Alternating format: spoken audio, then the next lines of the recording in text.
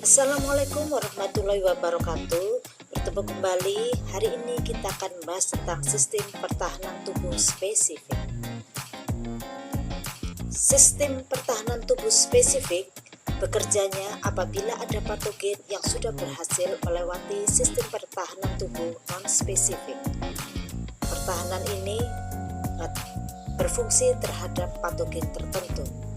Disebut juga kekebalan tubuh atau sistem imun.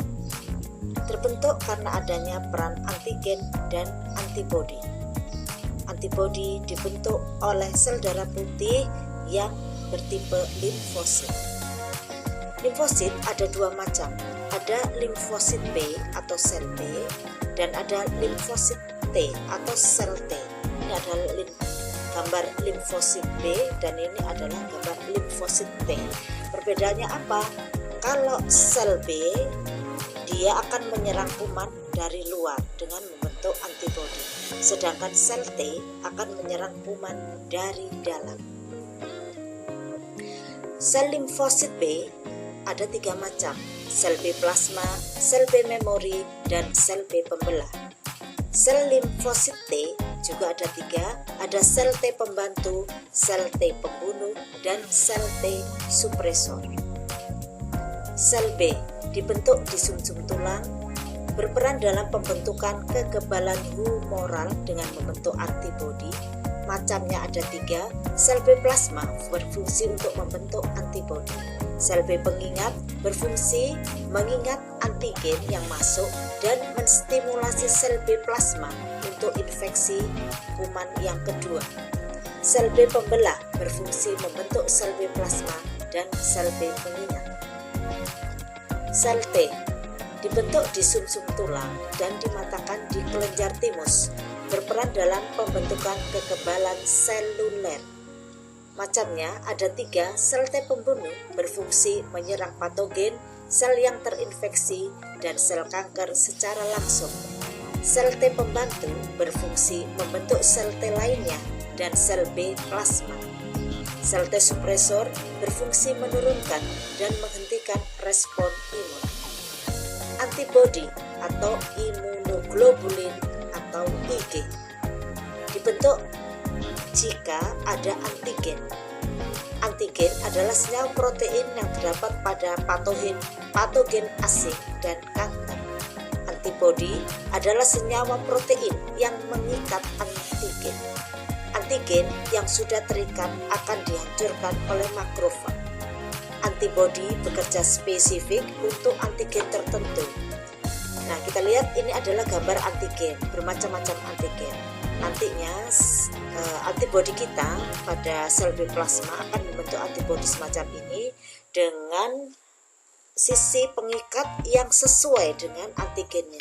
Kalau dalam hal ini adalah antigennya bentuk ini, maka ada sisi pengikat yang seperti ini dan seperti ini yang sama dengan antigennya, yang bersesuaian dengan antigennya, sehingga kalau patogennya tertentu maka antibodinya juga tertentu.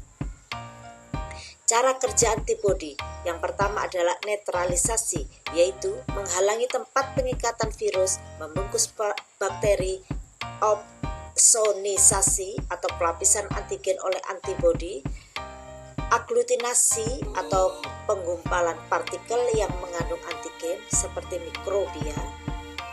Yang ketiga, presipitasi atau pengendapan antigen yang dapat larut, dan fiksasi komplement atau aktivasi komplement. Tipe-tipe antibodi ada IgM, yaitu respon kekebalan primer untuk patogen yang baru masuk ke dalam tubuh kita. Yang kedua adalah IgG, diproduksi saat infeksi kedua setelah IgM bekerja, mengalir juga melalui plasenta dan memberi kekebalan pasif pada janin. IgA ditemukan pada air mata, air ludah, keringat, membran mukosa, mencegah infeksi pada permukaan epitelium. Terdapat juga pada kolostrum atau air susu ibu yang keluar pertama kali. IgD ada pada limfosit B sebagai reseptor dan berfungsi merangsang pembentukan antibodi pada sel B plasma. IgE terikat pada sel darah putih tipe basofil, berfungsi mempengaruhi sel untuk melepaskan histamin dan terlibat dalam reaksi alergi. Macam antibodi gambarnya, kalau IgG seperti ini, IgA, IgM, IgD, dan IgE. Respon kekebalan pada tubuh kita terhadap antigen ada dua macam. Yang pertama disebut kekebalan humoral dan yang kedua disebut kekebalan seluler. Kekebalan humoral atau antibody mediated immunity.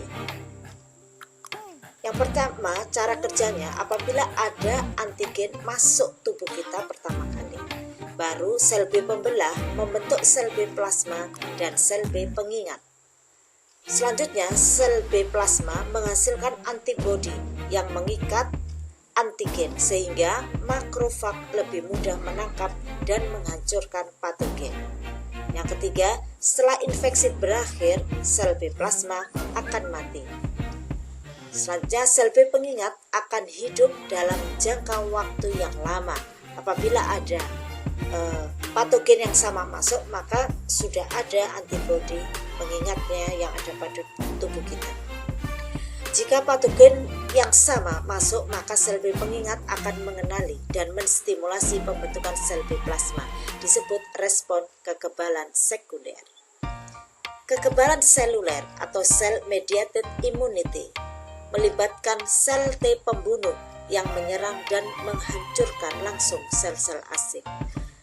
Apabila sel T pembunuh sudah berhasil, sel T supresor akan menghambat sel T pembunuh dan membatasi produksi antibodi. Demikian yang bisa Ibu sampaikan hari ini. Terima kasih sudah menonton video Ibu. Assalamualaikum warahmatullahi wabarakatuh.